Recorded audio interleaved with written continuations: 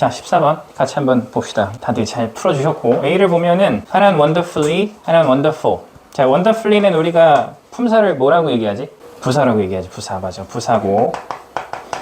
자, 여기 있는 wonderful, 얘는 품사를 우리가 뭐라고 부르죠? 형용사라고 부르지. 오케이. 형용사하고 부사 둘 중에 하나 고르시오라는 문제는 굉장히 자주 나오는 유형으로 볼 수 있을 것 같아. 그래서 형용사, 일단 부사. 우선 둘 중에 하나가 나왔을 때 우선 형용사의 관점으로 먼저 봐주는 게 좋을 것 같아. 그래서 형용사하고 부사 두 가지를 좀 같이 정리를 좀 해볼게. 자, 형용사는 문장 내에서 어떤 것으로 쓸 수 있지? 명사로. 그치, 명사수식으로 쓰일 수 있다. 맞아. 명사수식. 그리고 또 무슨 기능을 할 수 있다? 문장 내에서 형용사는 어떻게 쓸 수 있다? 그치, 보어로 쓸 수 있다. 그래서 두 가지야.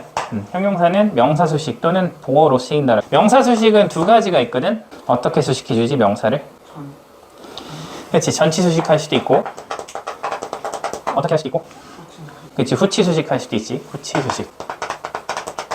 이렇게 볼 수 있을 것 같고, 우선 보어는 조금 이따 설명을 합시다. 자, 우선 요거부터 하나 예를 들면 우리가 clean room 이렇게 쓸 수 있겠지. 깨끗한 방.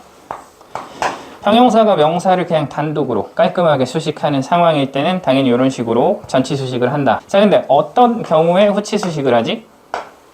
응? 띵으로 보내. 뭐라고요? 무슨 원이나 띵으로 보내. 맞아. 그럴 때도 있고. 자, 예를 들면 a man able to speak English 이런 문장이 있다고 치자. 자, 그러면은 한 사람이야. 근데 어떤 사람? 영어를 말할 수 있는 사람. 왜 근데 얘는 앞에서 이렇게 그 다음에 able to speak Englishman 하면 되는데 왜 뒤에서 수식할까? 그치? 의미 단위가 길기 때문에. 그래서 솔직히 이 앞 하고 맨 사이에다 이거 집어넣으면 좀 이상하잖아. 그지? 말이 안 되기 때문에 의미 단위가 길 때는 후치 수식해준다 라고 볼 수 있고, 요게 형용사죠. 형용사가 명사를 후치 수식할 때는 항상 요 사이에는 뭐가 생략돼 있다? 주격 관계대명사 플러스 비동사가 생략돼 있는 거야. 그래서 여기서 사람이니까 어떤 거? who is라고 하는 애가 생략이 되어 있는 거다 라고 보시면 되겠죠. 자, 그래서 명사는 전치 수식과 후치 수식으로 볼 수 있고, 또 아까 전에 이제 형용사, 이제 명사 수식은 다 했고, 또 이제 뭐로 볼 수 있다? 보어로 볼 수 있겠지, 보어. 자, 보어도 두 가지인데 어떤 보어가 있지? 주격 보어가 있고, 주격 보어.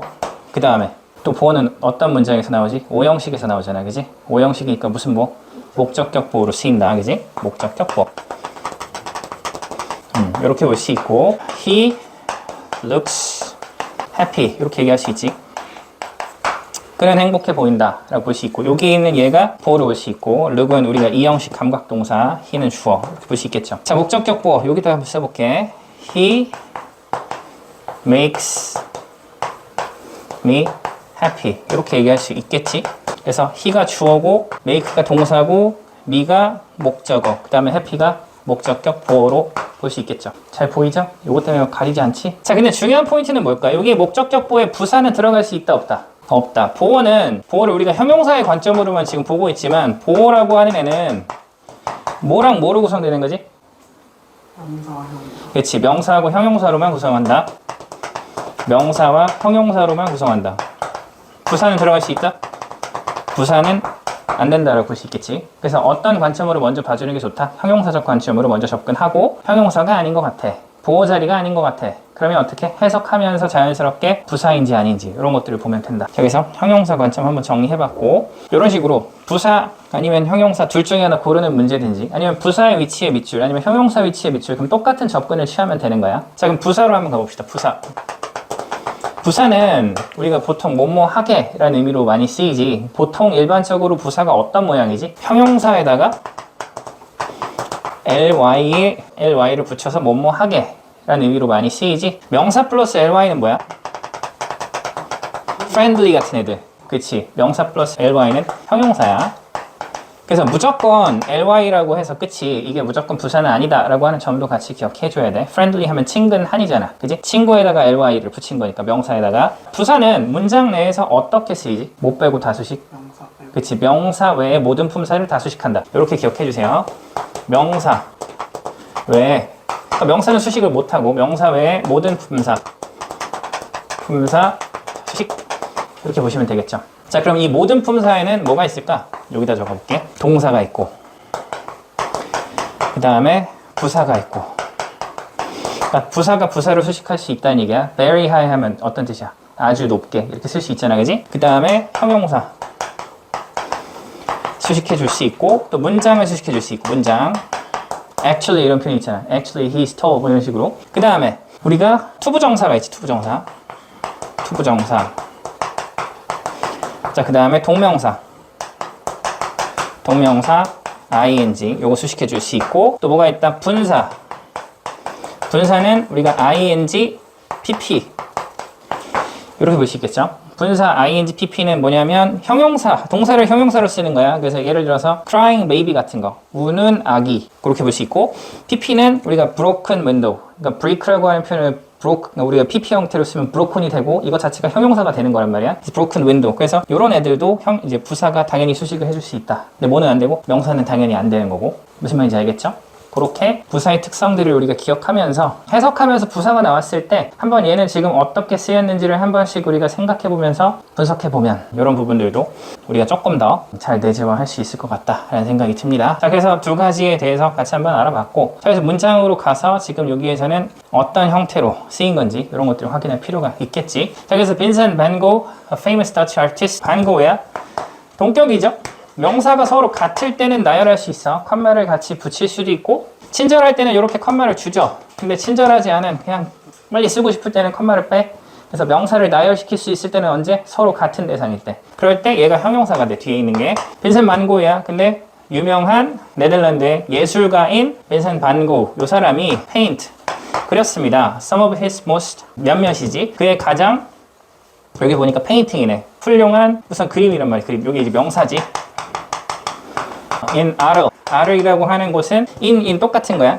그래서 in south of France, 프랑스의 남부인데 프랑스의 남부에 있는 아르에서 가장 어떠한 그림을 그렸다가 되는 거죠. 중요한 것은 우선 이 부분을 우리가 형용사 관점으로 다시 생각해보면 명사를 수식하거나 아니면 보호자이란 말이야. 그지? 그러면 지금 여기서는 얘를 수식해주면 딱 되는 그런 상황이지. 그래서 그의 가장 훌륭한 그림 중에 몇몇을 그렸다. 요게 되는 것이고, 그러니까 만약에 wonderfully라고 하는 표현으로 우리가 본다면 요건 지금 이제 부사인데, 부사는 명사 빼고 다 수식한다 라고 얘기했었고, 여기서는 지금 뭐 수식해 줄 수 있는 부분들은 없잖아. 그지? 그래서 형용사가 되는 것으로 솔직히 굉장히 복잡하게 설명했지만 문제는 굉장히 간단하게 풀린다라고 볼 수 있겠고, 나중에 1, 2, 3, 4, 5번 고르는 문제 중에서 보호 자리에 부사가 들어가 있는 그런 문제를 보면 방금 설명했던 부분들이 좀 이해가 더 될 거야. 자, 그래서 A의 정답은 wonderful이라고 하는 애를 정답으로 고르면 될 것 같아. 그래서 14번에 A 이렇게 정답으로 선택을 하시면 될 것 같고, 자, 그 다음 B로 한번 가봅시다. 자, 이런 것들 혹시 내가 이렇게 선생님이 뭔가 설명을 하는데 아는 내용이고 이거는 분명히 내 머릿속에 확실하게 있다 그러면 그냥 확인만 하시고, 근데 내가 이거는 좀 공부를 좀 해야 될 것 같아. 이걸 내가 만약에 아까 전에 얘기했듯이 부사의 특성 그걸 머릿속으로 떠올렸는데 선생님이 설명했던 것들을 다 말을 못할 것 같고 쓰지 못할 것 같다? 그럼 뭘 해주는 게 좋지? 복습할 때 한번 그 개념들 선생님 필기해 준 것들을 백지 테스트 해보는 그런 형태로 진행을 해주면 좋을 것 같고, 자, B로 한번 가서 봅시다. 14번째 문제지. 자, 그래도 이제 좀 보이지? 뭘 먹고 있는지를 이제 좀 보일 거고, 보였으면 좋겠고, 이제 보일 거야. 자, B를 보니까 우선 하나는 푸시고 하나는 was 푸시란 말이야. 이 두 가지의 차이를 가지고 생각해서 문제를 풀면 되겠지. 자, 우선 어떤 문제죠? 그치, 능동, 수동 문제로 볼 수 있을 것 같아. 그럼 능, 수동 둘 중에 하나 비교할 때 어떻게 풀어야 될까? 그치, 맞아. 뒤에 목적어 유무를 가지고 푼다. 자, B 플러스 PP는 우리가 수동태라고 부르는데 수동태 뒤에는 목적어가 있다, 없다? 없다라고 볼 수 있겠지. 여기 뒤에 목적어가 들어가면 안 된다. 여기에 쓰이는 동사는 당연히 삼형식 동사로 일반적으로 보는 것이고, 그래서 수동태는 B 플러스 PP 뒤에는 목적어가 나오지 않는다라고 볼 수 있겠지. 만약에 사형식이면 뒤에 당연히 DO의 형태가 나올 수도 있겠지. 거기서 동사의 종류도 잘 기억을 해줘야 된다라고 볼 수 있을 것 같고, 능동이면 당연히 뒤에는 어떻게 되고 목적어가 나온다라고 볼 수 있겠지. 그래서 간단하게 I clean my room. 벌써 여러 차례 봤을 거야. 얘가 주어, 얘가 동사, 요게 목적어. 요게 이제 능동이죠. 이걸 수동으로 쓴다면 my room. 목적어가 주어가 되고 clean은 B 플러스 PP로 is cleaned가 되죠. 그 다음에 I를 by me 이렇게 쓰면 전치사 플러스 명사는 우리가 괄호를 쓰잖아, 그지? 문장 구성 성분이 아니니까. 그러면 요게 주어, 요게 동사로 볼 수 있고 뒤에는 목적어가 없다. 뭘 해줘야 되냐면 뒤쪽에 있는 부분들을 잘 봐야 되겠지. 반고 이 사람이 자, into a mental hospital, 정신병원에 전치사 플러스 명사니까 괄호를 쳐주시고, 그 다음에 but은 새로운 접속사란 말이야. 새로운 문장에 시작해서 he did not get any better. 자, 그러면 우선 but까지만 보면 되는 거지, but 전에. 그럼 뒤에는 목적어가 없다. 그래서 정답은 was put, 요게 된다고 볼 수 있겠지. put은 어떻게 돼? 두다란 뜻이야. 그러니까 그를 어떻게 했어? 정신병원에 두어졌다. 그래서 결국에는 이제 입원했다라는 의미가 되는 거지. 그렇게 보시면 될 것 같아요. 그래서 B의 정답은 was put, 이렇게 보시면 되겠고, 자, 뭐 충분히 다 이해가 되는 개념이죠. 이렇게 보시면 되겠고, 지워도 될까요? 다음으로 한번 가볼게요. C. C를 보니까 하나는 him, 하나는 himself. 자, 요런 애들 우리가 그냥 같이 두 가지를 같이 한 가지의 종류로 부르면 뭐라고 부르죠? 대명사라고 부르지, 대명사. 대명사 문제는 어떻게 풀어야 될까? 무조건 해석해야 되겠지? 해석해서 지금 여기에 him이라고 하는 사람이 나오는 건지 아니면 himself가 나오는 상황인지 이런 것들을 볼 필요가 있겠죠? 자, 그래서 한번 문장을 보시면 Finally, 마침내 on Sunday, July 27, 1890 요 시기에 Vincent Van Gogh took a gun. 우선 이 사람이 총을 가지고 갔어. 그리고 went into the cornfield. 그리고 옥수수밭으로 갔다. 그 다음에 shot, 쐈다라고 볼 수 있겠지. 그래서 여기서 took, 여기서 지금 병렬 구조로 보시면 되겠죠. 여기서 took하고 went하고 shot이 서로 병렬 구조고. 그 다음에 누구를 쓴 거지? 누구를 쏜 거지? him himself. 자기 자신을 쐈다라고 볼 수가 있는 거잖아. 그죠? 자, 그래서 정답은 himself가 되는 거죠. himself. 원리는 뭘까? I like me, myself. 정답은 뭐가 되죠? 그치, myself가 돼야 되겠지? 자, 주어가 목적어 자리에 나올 때는 무조건 뭐를 써준다? self라고 하는 표현을 붙여줘야 된다. 그렇게 보시면 되겠고, 자, 요거를 우리가 제기대명사, 제기용법이라고 불러. 자, 원래는 예를 들어서 I speak English 이런 표현이다. 난 영어를 말한다. 그럼 요게 주어고 요게 동사고 요게 목적어인데, 잘 생각해보면 목적어하고 주어는 서로 같은 게 아니잖아. 그지? 보어일 때는 서로 같을 수 있지. I'm a teacher 하면 나는 선생님이다. 같을 수는 있지만. 그래서 원래 다른 대상이 나오는 건데 자기 자신이 나왔다. 그럴 때는 이렇게 self를 붙여준다. 제기용법으로 볼 수 있고. 제기대명사는 그러니까 이런 거 self, once, myself, yourself 이런 표현들, 이런 것도 제기대명사라고 부르는데, 제기대명사는 크게 두 가지로 쓰일 수 있어. 그래서 한 가지 더 설명을 할게. I, myself, like reading books. 이렇게 문장이 있다. 그럼 요거는 어떻게 해석해야 되지? 나 스스로가 또는 나 자신이 이렇게 되는 거지. 나 자신이 이렇게 수식해주고 좋아합니다. 뭐를? 책 읽는 것을 좋아한다. 요거는 뭘까? 강조라고 불러. 강조. 그래서 이런 문장을 우리가 강조용법이라고 불러. 그러니까 제기대명사는 무조건 어떤 형태? 두 가지 형태로만 쓰인다라고 볼 수 있고, 수식해주고 싶은 대상 바로 뒤에다가 쓸 수도 있고, 어떻게 쓸 수도 있어? I like reading books. myself 이렇게 쓸 수도 있어. 자, 근데 중요한 것은 얘도 마찬가지지. 다 읽고서 분명히 얘가 얘를 수식한다고 볼 수 있는 거니까 해석은 똑같은 거지. 나 자신이 책 읽는 것을 좋아한다. 이렇게 볼 수 있고, 그래서 나 자신이라는 의미로, 너 자신, 그 자신 이런 의미로, 사람일 때는 그렇게 보시면 되겠고. 자, 북스를 강조해 줄 수도 있겠지. 자, 그러면 I like reading books themselves.